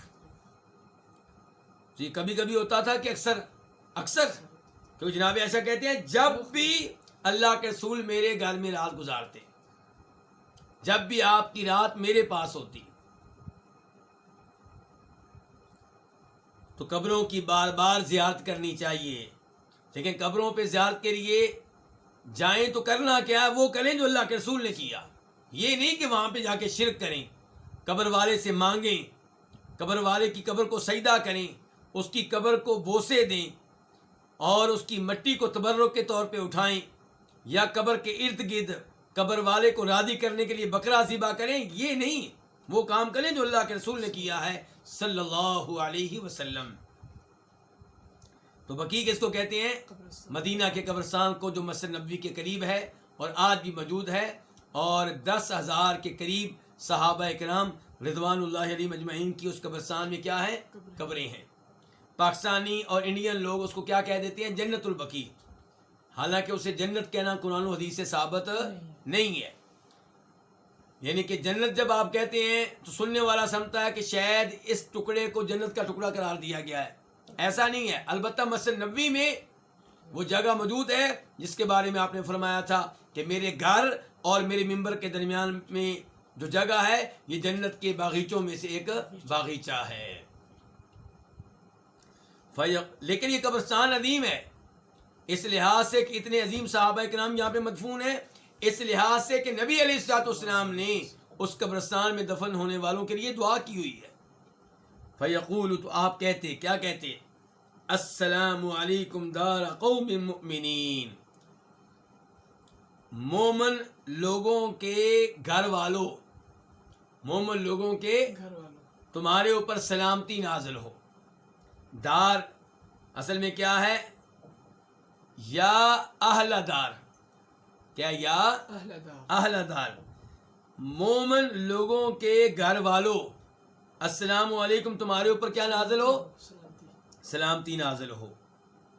وَأَتَاكُمْ، اور تمہارے پاس آ چکا ہے، مَا تُوعَدُونَ، وہ جس کا تم سے وعدہ کیا جاتا تھا، غدن، کہ وہ کل ہوگا۔ تمہارے پاس وہ آ چکا ہے جس کے بارے میں تم سے وعدہ کیا جاتا تھا کہ وہ کب ہوگا؟ کل کو ہوگا، وہ اب تمہارے پاس آ چکا ہے۔ مؤجلون، تم کو قیامت تک مہلت دی جا رہی ہے، قیامت تک تم اس قبر میں رہو گے۔ وَإِنَّا إِن شَاءَ اللَّهُ بِكُمْ لَاحِقُونَ، اور ہم اگر اللہ نے چاہا تمہارے ساتھ ملنے والے ہیں، تمہارے پیچھے آنے والے ہیں۔ اللہم، اے اللہ، اغفر، بخش دے، لِأَهْلِ بقیع الغرقد، بقیع غرقد والوں کو۔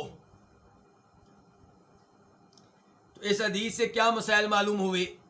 نمبر 1 کہ نبی علیہ الصلوۃ والسلام قبرستان میں بار بار جاتے تھے، اور یہ کہ رات کو بھی جانا جائز ہے، بلکہ آپ رات کے آخری حصے میں جاتے تھے، کیونکہ یہ وہ حصہ ہے جس حصے میں اللہ تعالیٰ آسمان دنیا پہ نازل ہوتے ہیں، اور اللہ تعالیٰ کہتے ہیں کون ہے جو مجھ سے دعا کرے میں اس کی دعا قبول کروں، کون ہے جو مجھ سے سوال کرے میں اسے عطا کروں۔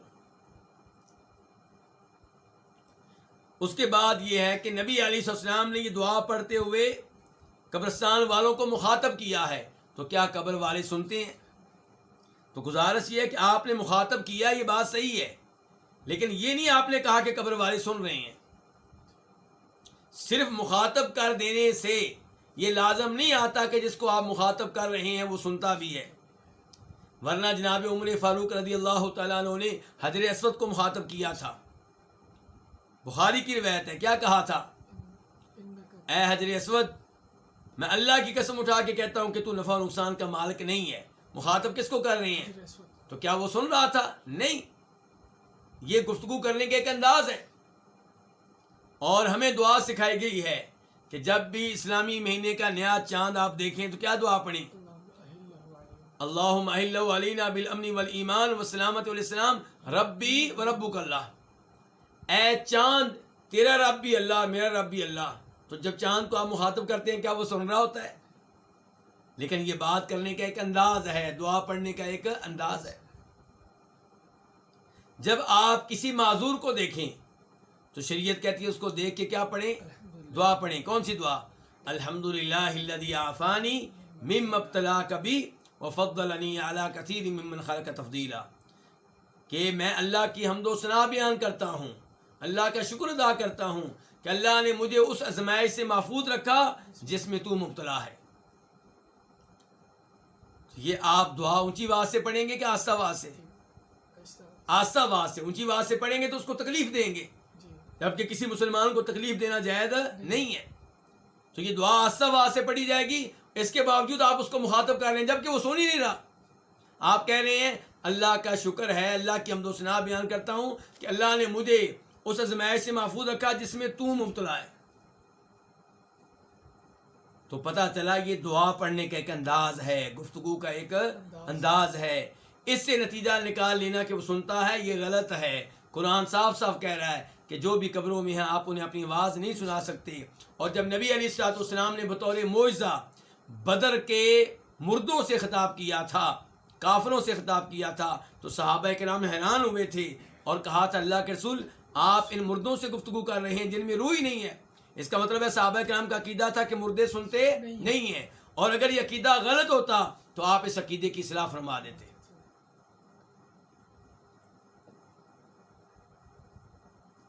اس کے بعد یہاں پہ کہا گیا کہ وَأَتَاكُمْ، اور تمہارے پاس وہ آ چکا ہے جس کا تم سے وعدہ کیا جا رہا تھا، جس کی تمہیں دھمکی دی جاتی تھی کہ کل کو یہ ہونے والا ہے، وہ آج تمہارے پاس آ چکا ہے۔ مؤجلون، تمہیں لیٹ کیا جا رہا ہے، مہلت دی جا رہی ہے، کب تک؟ قیامت تک۔ وَإِنَّا، اور ہم بھی انشاءاللہ اگر اللہ نے چاہا، بِكُمْ لاحقون، تمہارے ساتھ ملنے والے ہیں۔ موت یقینی ہے یا یقینی نہیں ہے؟ یقینی ہے، تو پھر انشاءاللہ کیوں کہا جا رہا ہے کہ اگر اللہ نے چاہا؟ سوال پیدا ہوتا ہے نا۔ تو اس کا جواب علماء کرام نے دیا ہے کہ انشاءاللہ کہا جا رہا ہے اللہ کے فرمان پہ عمل کرتے ہوئے۔ اللہ نے کیا کہا ہے؟ وَلَا تَقُولَنَّ لِشَيْءٍ إِنِّي فَاعِلٌ ذَلِكَ غَدًا إِلَّا أَن يَشَاءَ اللَّهُ۔ جب بھی آپ نے کسی کام کے بارے میں کہنا ہو کہ یہ میں کام کروں گا تو ساتھ انشاءاللہ کہا کریں کہ اگر اللہ نے چاہا تو اس آیت پہ عمل کرتے ہوئے انشاءاللہ کہا جا رہا ہے، ورنہ موت تو یقینی ہے۔ دوسرا جواب علماء کرام نے یہ دیا ہے، دوسری وضاحت یہ پیش کی ہے کہ جس قبرستان میں آپ کھڑے ہیں اس قبرستان کے مردوں سے کہنا کہ ہم تمہارے پاس آنے والے ہیں، یہ یقینی نہیں ہے، ہو سکتا ہے آپ کی قبر کسی اور قبرستان میں بنے، تو آپ کہہ رہے ہیں اگر اللہ نے چاہا تو ہم یہاں تمہارے پاس آنے والے ہیں۔ اور اس کے بعد دعا ہے کہ اللہ بقیع غرقد والوں کو معاف کر دے۔ بقیع کو غرقد کیوں کہتے ہیں؟ کیونکہ جہاں پہ بقیع قبرستان بنا ہے وہاں پہ غرقد نامی درخت ہوا کرتے تھے، تو اس لیے اس جگہ کا نام کیا مشہور ہو گیا؟ بقیع الغرقد۔ اس کے بعد باب نمبر 31، باب کیا؟ باب الحض علی زیارت القبور، قبروں کی زیارت کی ترغیب دینا، لوگوں کو اس بات پہ ابھارنا کہ قبروں کی کیا کیا کریں؟ زیارت کیا کریں، تاکہ ان کو موت یاد آئے، آخرت یاد آئے۔ حدیث نمبر 652، 652 میم۔ اس حدیث کو بیان کرنے والے امام کون سے؟ امام مسلم۔ عن ابی ہریرہ قال زار النبی صلی اللہ علیہ وسلم قبر امی، جناب ابو ہریرہ سے روایت ہے، وہ کہتے ہیں کہ نبی علیہ الصلوۃ والسلام نے اپنی والدہ کی قبر کی زیارت کی، فبکا، تو وہاں پہ آپ روئے، وابکا من حولہ، اور ان کو بھی رلایا جو آپ کے ارد گرد تھے، صحابہ کرام بھی آپ کے ساتھ تھے۔ اور یہ قبر کہاں ہے؟ مقام ابوا پہ، مکہ مدینہ کے راستے میں یہ جگہ آتی ہے جس کو کیا کہتے ہیں؟ مقام ابوا۔ آپ کی والدہ آمنہ بنت وہب مدینہ آئیں اور واپس جا رہی تھیں کہ مقام ابوا پہ فوت ہوئیں تو ادھر ہی ان کو دفن کیا گیا۔ تب کہا جاتا ہے کہ نبی علیہ السلام کی عمر کتنی تھی؟ 6 سال۔ کہا جاتا ہے کہ آپ کی عمر کتنی تھی؟ 6 سال۔ تو بہرحال آپ خود بھی روئے اور آپ نے ان کو بھی رلایا جو آپ کے ارد گرد تھے۔ تو اس سے پتہ چلا کہ آنکھوں کے ساتھ رونا اس میں کوئی حرج نہیں، جو ممنوع ہے وہ کیا ہے؟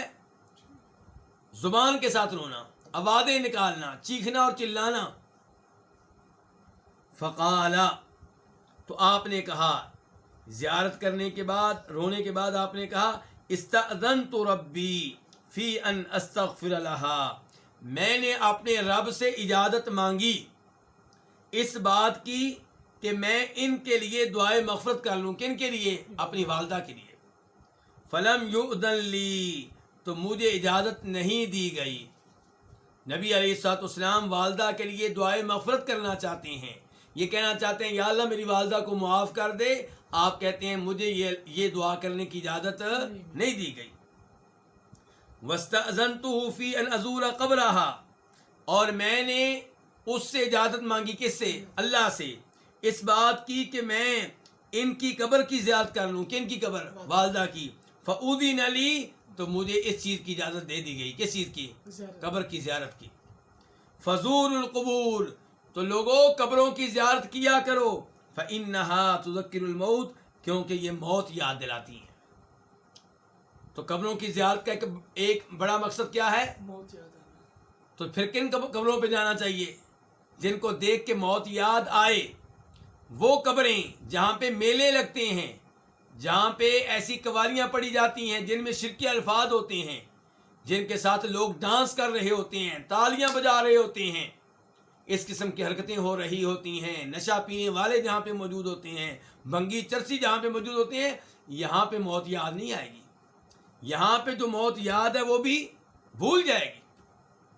قبروں کی زیارت کیجیے، ان قبروں کی جو نبی علیہ السلام کے احکام اور آپ کی سنت اور طریقے کے مطابق بنی ہے، سنسان، ویران، اجڑی ہوئی، جن کو دیکھ کے انسان کانپ اٹھے اور سوچے کہ میرا بھی یہی انجام ہوگا۔ تو بہرحال اس حدیث سے پتہ چلا کہ قبروں کی زیارت کی ترغیب دیتے رہنا چاہیے۔ مجھے چاہیے میں اپنے بچوں کو دوں، اپنے والد صاحب کو دوں، اپنے بھائیوں کو دوں، اور آپ بھی دیں۔ آپ اپنے جس بھائی کے بارے میں سمجھتے ہیں کہ یہ نماز نہیں پڑھتا، اس کے اوپر اثر نہیں ہو رہا، کوئی اور گناہ ہے یہ ترک کرنے کے لیے تیار نہیں ہے، اسے آپ بہانے سے، پیار و محبت سے قبرستان لے کر جایا کریں اپنے ساتھ، اور سنسان ویران اجڑے قبرستان پہ لے کر جائیں، وہاں اس سے آخرت کے بارے میں باتیں کریں، وہاں پہنچ کے موت کے بارے میں باتیں کریں۔ تو امید ہے کہ یہ چیزیں اس کے دل پہ اثر ڈالیں گی۔ اس کے بعد باب نمبر کون سا ہے؟ 32۔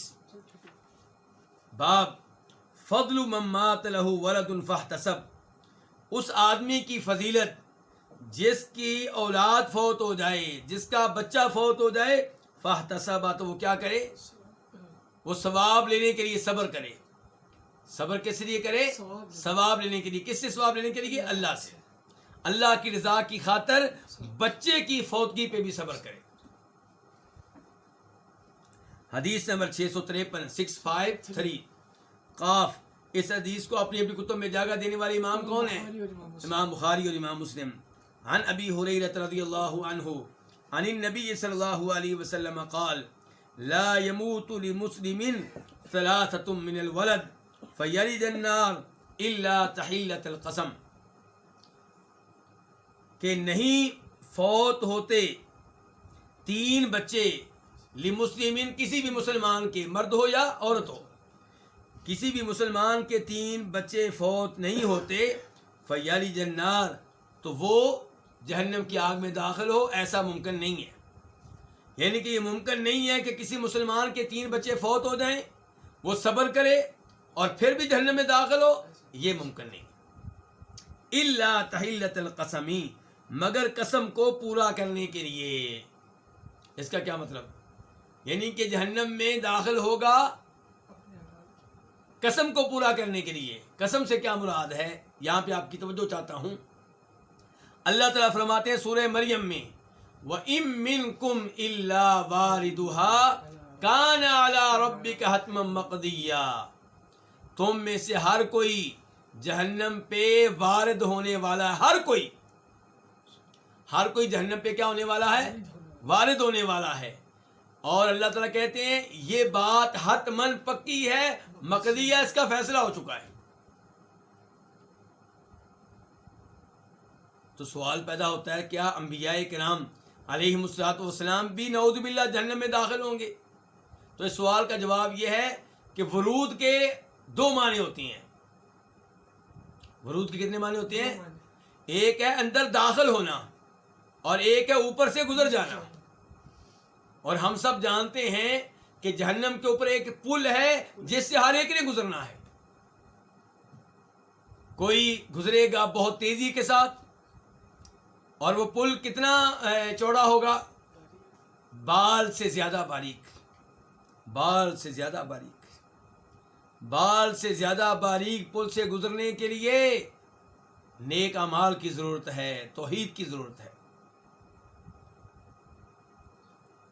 تو بال سے زیادہ باریک اور تلوار سے زیادہ تیز.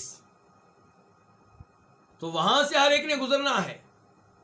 اب انبیاء کرام علیہم الصلوۃ والسلام جیسے عظیم لوگ بغیر کسی مشکل اور پریشانی کے گزر جائیں گے، اور ان کے بعد صحابہ کرام جیسے عظیم لوگ بھی گزر جائیں گے، اور باقی جو لوگ ہیں ان میں سے کئی کامیابی سے گزریں گے، کئی گھسٹتے ہوئے گزریں گے، کئی زخمی ہو کر گزریں گے، اور کئی جہنم کی آگ میں گر جائیں گے. تو اللہ تعالی نے کہہ دیا یہ بات پکی ہے کہ ہر ایک نے جہنم کے پل سے گزرنا ہے. تو اسی کی طرف اشارہ ہے اس حدیث میں کہ کسی بھی مسلمان کے 3 بچے فوت ہو جائیں، کسی بھی مسلمان کے 3 بچے فوت نہیں ہوں گے کہ وہ جہنم کی آگ میں داخل ہو، یہ نہیں ہو سکتا. الا تحلۃ القسم، مگر قسم کو پورا کرنے کے لیے. وفی روایت لمسلم، اور مسلم کی ایک روایت میں ہے، ان رسول اللہ صلی اللہ علیہ وسلم قال لنسوۃ من انصار، کہ بے شک رسول اللہ صلی اللہ علیہ وسلم نے فرمایا انصار کی کئی عورتوں سے، لا يموت لإحداكن 3 من الولد، تم میں سے کسی ایک کے 3 بچے فوت نہیں ہوں گے، فتحتسبہ، اور وہ اس پہ صبر نہیں کرے گی مگر وہ جنت میں داخل ہوگی. یعنی کہ جو بھی تم میں سے 3 بچے فوت ہونے پہ صبر کرے اللہ سے اجر و ثواب لینے کے لیے، وہ کہاں جائے گی؟ اس کا ٹھکانہ کیا ہوگا؟ جنت ہوگا. کتنا عظیم مقام ہے اس ماں باپ کے لیے جن کے 3 بچے فوت ہو جائیں. لیکن ہمارے ہاں کیا ہے؟ اس کے 3 بچے فوت ہو گئے ہیں، پکڑا گیا ہے، اللہ نے اس کو پکڑ لیا، اللہ نے اس کو فلاں جرم کی سزا دی ہے، مذاق اڑاتے ہیں اس کا، تکلیف دیتے ہیں اس کو، جبکہ اللہ نے اس کے 3 بچے لیے ہیں اس کو جنت دینے کے لیے. جن کے 3 بچے فوت ہو جائیں وہ اگر توحید پہ ہیں، نماز روزے کا اہتمام کرتے ہیں، کبیرہ گناہوں سے دور رہتے ہیں، ان کو خوش ہونا چاہیے کہ یہ 3 بچے اللہ نے لیے ہیں ہمیں جنت میں داخل کرنے کے لیے. بچے بھی جنت میں انشاءاللہ اور ہم بھی جنت میں، اور کیا چاہیے. تو فرمایا تم میں سے کسی ایک کے، عورتوں کو مخاطب کر کے آپ کہہ رہے ہیں انصار کی عورتوں سے، تم میں سے کسی ایک کے 3 بچے فوت نہیں ہوں گے تو وہ اس پہ صبر کرے مگر وہ کہاں جائے گی؟ جنت میں داخل ہوگی.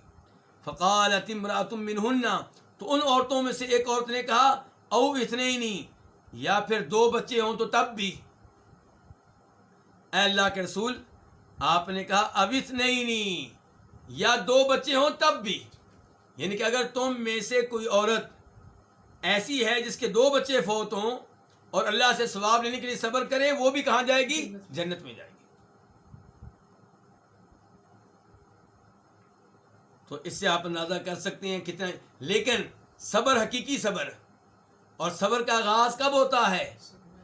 جب صدمہ اولا ہو، جب پہلا فون آئے کہ آپ کے بچے کا ایکسیڈنٹ ہو چکا ہے، فوت ہو گیا ہے، آپ کا بچہ نہر میں ڈوب گیا ہے، آپ کے بچے کو بجلی لگ گئی ہے، کرنٹ لگ گیا ہے.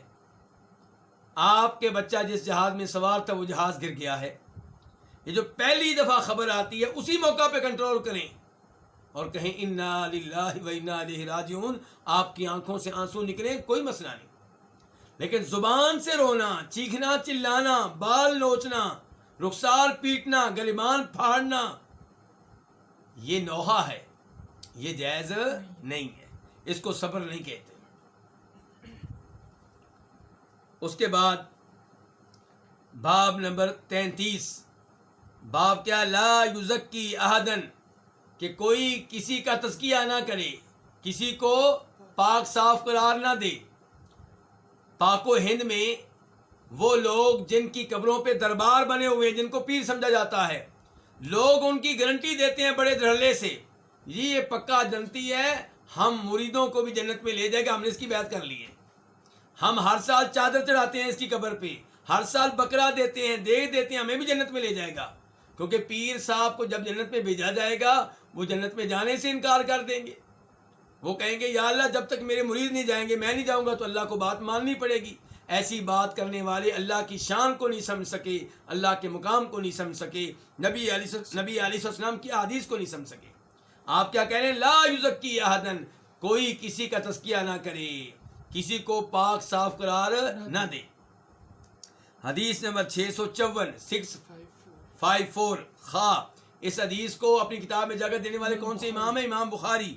ہن خارجہ بن زید الانصاری, روایت خارجہ بن زید انصاری سے, یہ فقہائے سبع میں سے ہیں, ان مدینہ کے 7 علماء کرام میں سے ہیں جو تابعین میں سے علم میں ایک نمایاں مقام رکھتے تھے. خارجہ بن زید جناب زید بن ثابت کے بیٹے ہیں, صحابی کے بیٹے ہیں.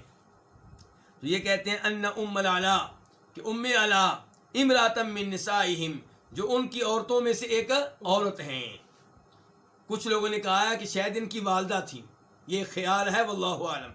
تو بہرحال ام العلا جو ان کی عورتوں میں سے ایک عورت ہیں, قد بایعت النبی, جنہوں نے نبی علیہ الصلوۃ والسلام کی بیعت کر رکھی تھی. اخبرات, انہوں نے ان کو خبر دی, کن کو؟ خارجہ بن زید انصاری کو. کیا خبر دی, کیا بتایا؟ کہ ان عثمان ابن مظعون, کہ عثمان بن مظعون, ہمارے تیسرے خلیفہ راشد عثمان بن عفان ہیں, یہ وہ نہیں ہیں, یہ ایک اور صحابی ہیں, یہ بھی مکہ سے ہجرت کر کے مدینہ آئے تھے, قریشی ہیں. عثمان بن مظعون طار لهم سہمہ, ان کا قرا طار سہمہ, ان کا قرا نکلا ان کے حق میں, فی السکنا, رہائش کے معاملے میں. جب صحابہ کرام مکہ سے ہجرت کر کے مدینہ آئے تو انصاریوں نے قرآن اندازی کی کہ اب ظاہر ہے کہ کئی دفعہ کیا ہوتا ہے, ہر آدمی چاہتا ہے کہ یہ میرے گھر میں رہے, رکھوں گا میں ضرور ایک مہاجر کو, اس کی خدمت کروں گا, لیکن ہر کوئی چاہے گا نہیں یہ میرے گھر میں رہے, ابو بکر میرے گھر میں رہیں, نہیں عمر میرے گھر میں رہیں. تو اس معاملے میں قرآن اندازی ہوئی کہ کس انصاری کے گھر میں کون سا مہاجر رہے گا, کس انصاری کا کون سے مہاجر کو بھائی قرار دیا جائے گا. تو ام علا کہتی ہیں کہ عثمان بن مظعون کی قرآن اندازی ہمارے حق میں ہوئی. کہتے عثمان بن مظعون جو ہیں طار لهم سہمہ, ان کا قرآن نکلا رہائش کے معاملے میں ان کے پاس, کن کے پاس؟ ام علا کے پاس. ہی ناقرات الانصار, جب انصاریوں نے قرآن اندازی کی تھی سکن المہاجرین, مہاجرین کی رہائش کے معاملے میں. قالت ام العلا, ام علا کہتی ہیں فسکن عندنا عثمان بن مظعون, عثمان بن مظعون ہمارے ہاں رہے, فاشتکا, بیمار ہو گیا, تو پھر کیا ہو گیا؟ فمرضناہ, تو ہم نے ان کی خوب خدمت کی بیماری کے ایام میں, ہم ان کی تیمارداری کرتے رہے. حتی اذا توفیا, یہاں تک کہ جب وہ فوت ہو گئے. وجعلناہ فی ثیابہ, اور ہم نے ان کو ان کی چادروں میں ڈال دیا, کفن میں ڈال دیا, کفن دے دیا. تو داخل علینا رسول اللہ صلی اللہ علیہ وسلم, تو ہمارے پاس تشریف لائے کون؟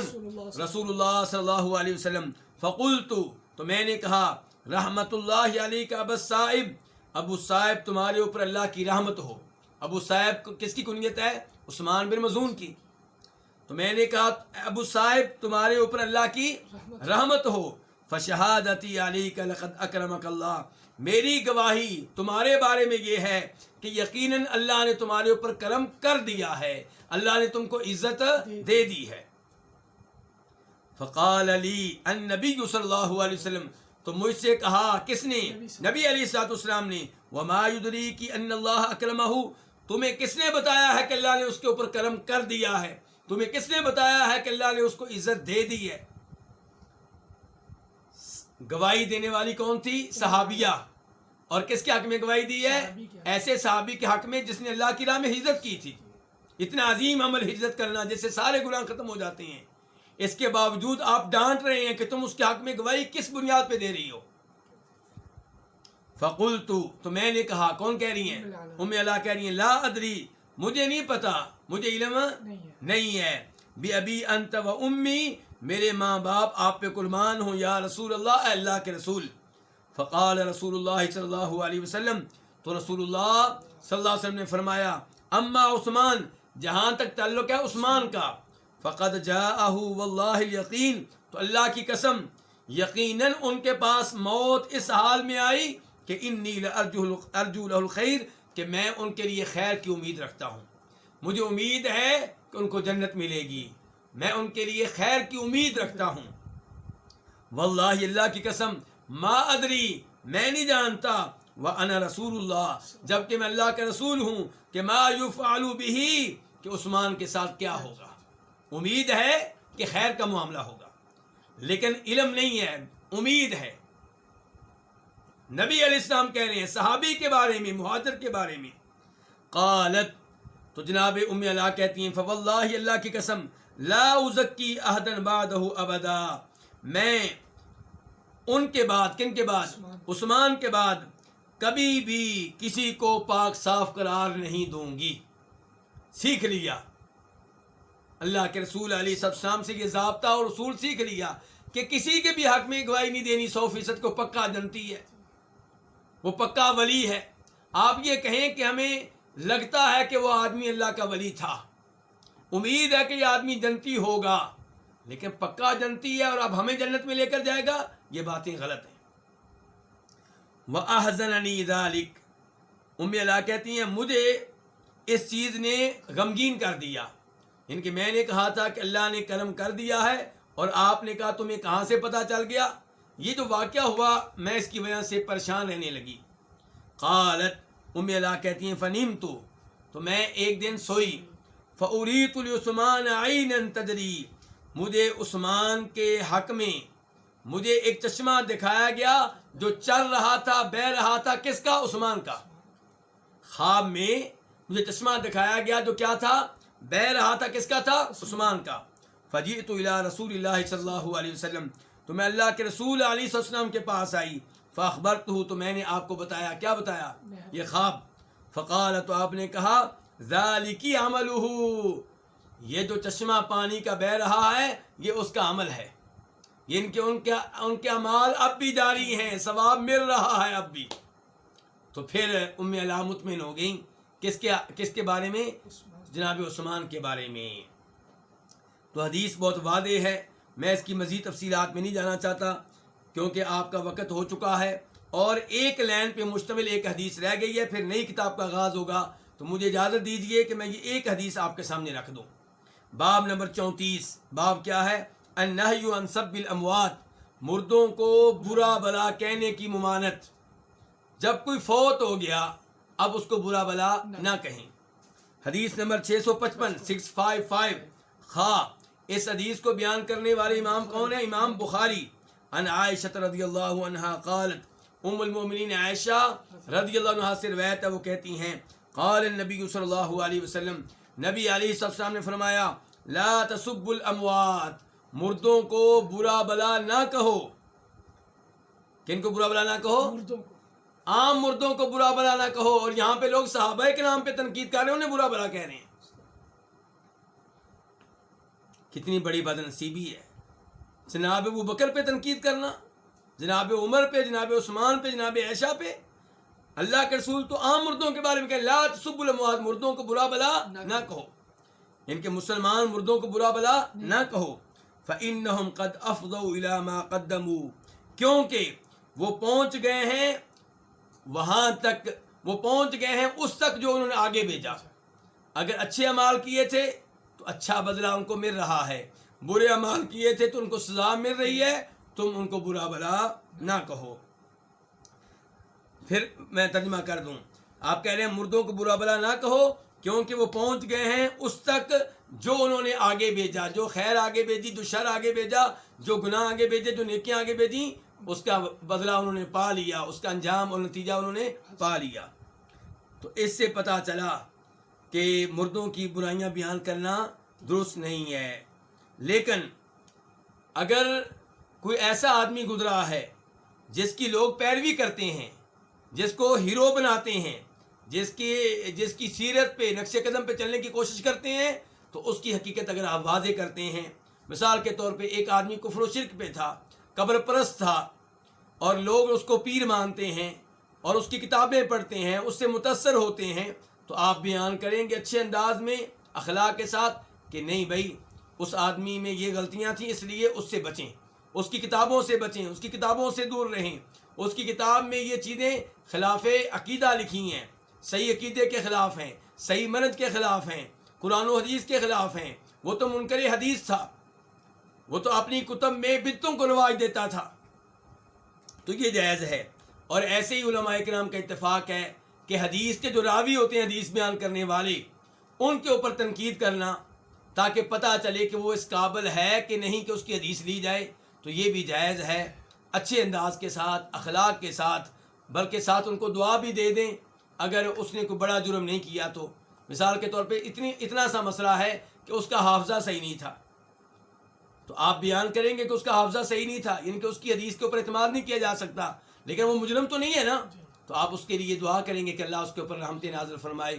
اللہ تعالیٰ سے دعا ہے کہ اللہ تعالیٰ ہماری موت خیر کی موت بنائے، ہمارا خاتمہ خیر کے اوپر ہو، اللہ ہمیں عذاب قبر سے محفوظ رکھے، اور اللہ تعالیٰ ان میں ہمیں شامل فرمائے جن کا انجام دنیا میں بھی اچھا ہوتا ہے، قبر میں بھی اچھا ہوتا ہے، روز آخرت بھی اچھا ہوگا. یہ دعا میری اپنے لیے بھی ہے، آپ سب کے لیے بھی ہے، ہم سب کے والدین کے لیے، بہن بھائیوں کے لیے. اللہ تعالیٰ تمام مسلمانوں پہ اپنی رحمتیں برکتیں نازل فرمائے.